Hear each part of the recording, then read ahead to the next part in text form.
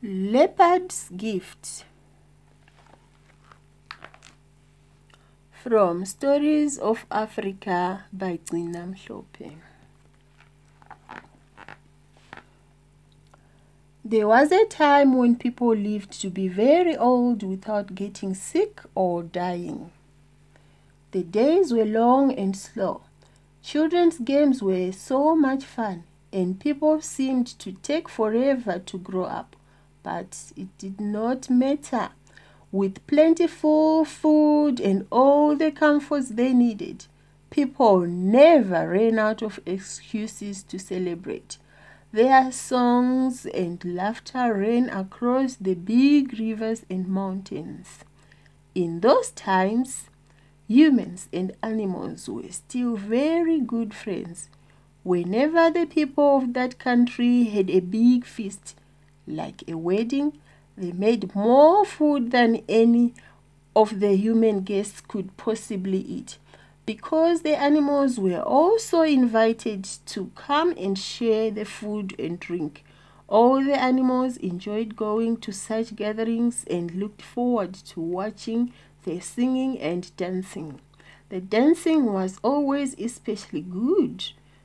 In one of the villages, there lived a man who was said to be the best dancer in the whole country. At big celebrations, everyone looked forward to the moment when he would step into the circle and dance. Women ululated and clapped their hands even harder than usual. His family were all talented dancers too. Sometimes they would all perform together as a family. And indeed, those were always wonderful times. People had given this man a name, which expressed exactly the way he made them feel whenever he danced.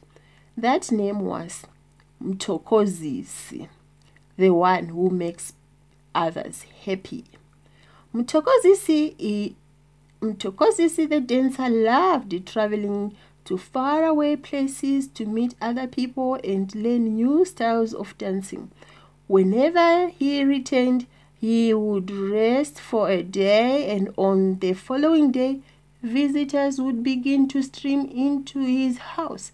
They would have something to eat and drink, and then Mthokozisi would ask them if they wanted him to show them one or two of the new dances he had learned. Of course, they always said, yes!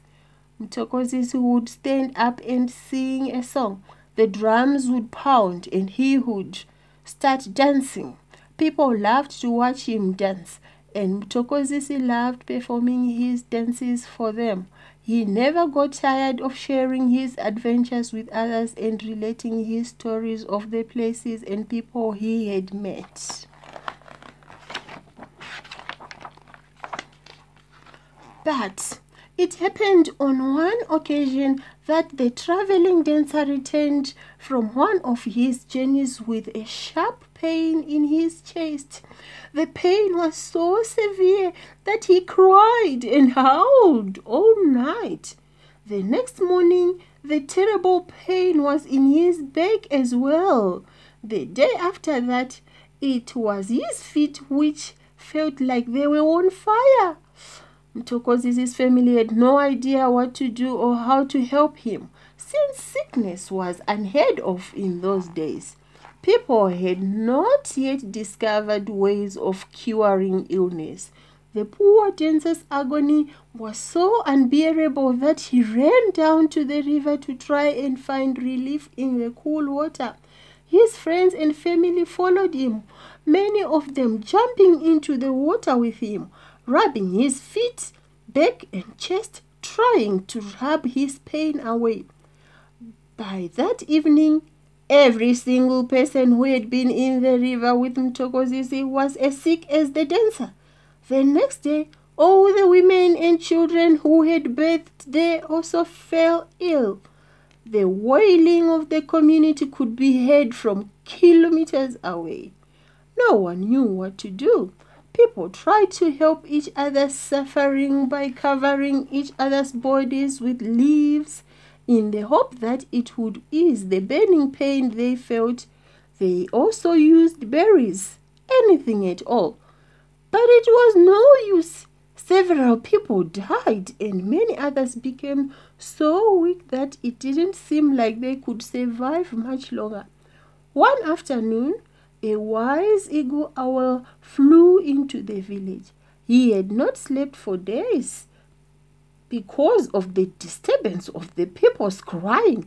He felt sad for their misery and came to see what the matter was. He was told everything. Eagle Owl flew away very fast. A short time later, he was back again with the news that Philani, the old leopard, was on his way. Philani was said to be the wisest creature on 4 legs. Many suspected that he had magic powers too. The suffering people waited, wondering how many of them would still be alive by the time the old leopard arrived. But it didn't take long for him to reach them. The 2 gorillas had offered to carry the old leopard and run with him to save time. Soon he was at the village. Philani called everyone around him and told them to move slowly forward and approach him without pushing each other.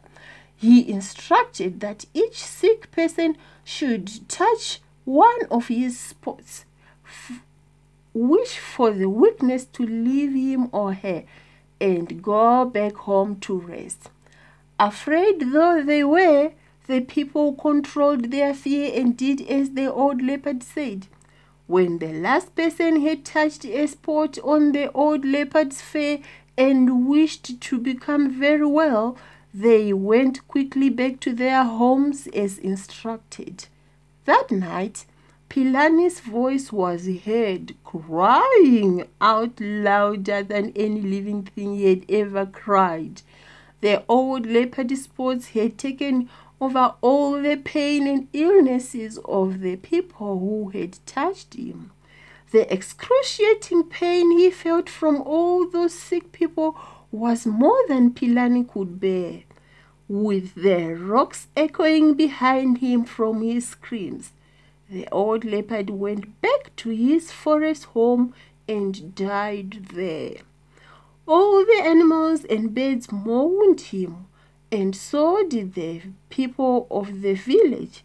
They had so very nearly perished, and Philani had given his life to save them. Each of them was cured of the unknown sickness. They had no words to thank him, only tears of gratitude. From that time on, people started looking for all kinds of medicines that would help to heal them from pain and sickness. Some of them became outstanding healers and were given leopard skin to wear in honor of Philani, the old leopard. Cos iyaphela. Here I rest my story.